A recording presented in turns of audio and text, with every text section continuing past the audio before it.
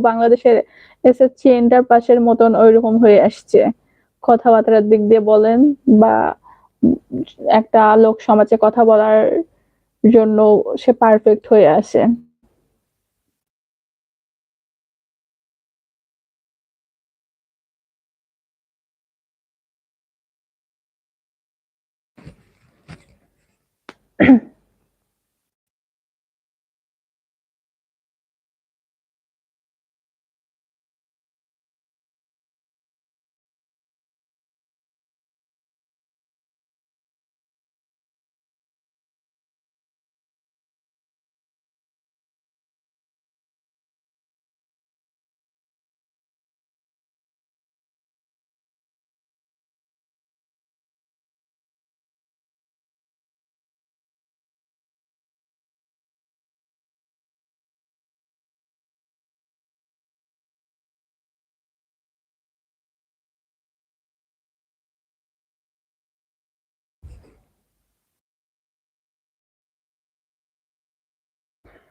শিক্ষার একটা তো গুণ আছেই। কিন্তু তারপরে এখন মনে হয় বাংলাদেশে যারা শিক্ষিত হচ্ছে তাদের গুণের থেকে দোষের পরিমাণটাই বেশি।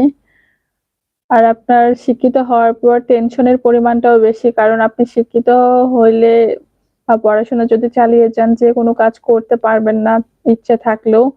খুব সহজে কিছু করতে পারবেন না। পড়াশোনা শেষ হওয়ার পর দেখবেন চারিপাশে থেকে অনেক কথা শুনতে হয়। যে এতদিন ধরে পড়াশোনা করলো, কি এমন পড়াশোনা করলো? একটা চাকরিও পাচ্ছে না। এতদিন বসে পড়ায় কি হলো? এর আগে বিয়ে-শাদী দিলেই তো ভালো করতো। অনেক কিছু কথা শুনতে হয়। কিন্তু আপনাদের পরিবেশটা চারিপার্শ্বিক অবস্থা কেউ কিচ্ছু বোঝে না বা বোঝার চেষ্টাও করে না।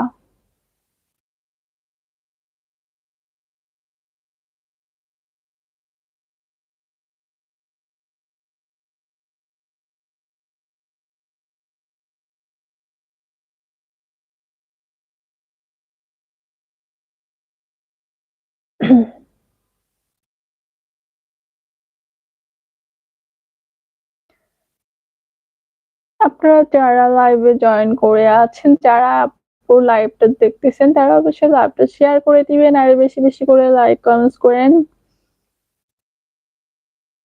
কারণ বেশি করে লাইক, কমেন্টস করলে আমি আরো উৎসাহিত হব আর রেগুলার চলে আসবো। আর আপনারা অবশ্যই যারা জয়েন করেছেন বা যারা আমার লাইভটা দেখবেন তারা অবশ্যই প্রতিদিন জয়েন করবেন। ইনশাআল্লাহ এখন থেকে রেগুলার চলে আসবো লাইভে।